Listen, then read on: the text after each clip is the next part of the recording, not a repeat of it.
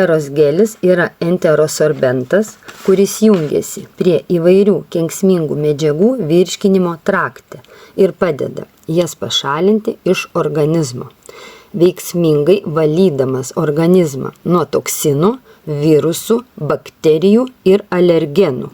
Jis veikia virškinimo trakte, neįsigeria į kraujotaką, todėl yra saugus ir gali būti naudojamas įvairiose situacijose, įskaitant apsinuodijimus, alergijas, virusinės ir bakterinės infekcijas bei sutrikus žarnyno veiklai.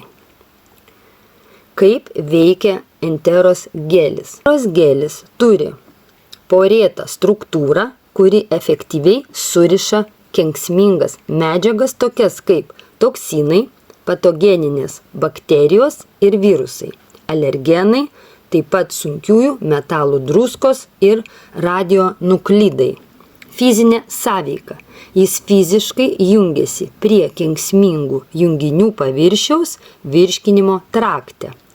Šalinimas iš organizmo. Enteros gelis surištas toksinus pašalina iš organizmo su išmatomis, nepažeisdamas maisto medžiagų, vitaminų ir mineralų, kam tinka naudoti enteros gelį. Apsinuodijimų ir toksinų šalinimas padeda išvalyti organizmą nuo toksinų, maisto, cheminių medžiagų, alkoholio ar sunkiųjų metalų apsinuodijimo atveju. Alerginės reakcijos tinka kaip pagalbinė priemonė esant alergijoms, tokioms kaip alerginis dermatitas ar bronchinė astma.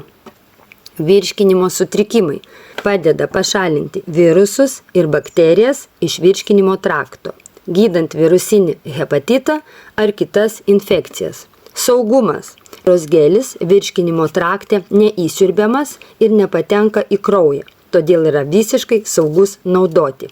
Ši priemonė tinka tiek vaikams, tiek nėščiosioms.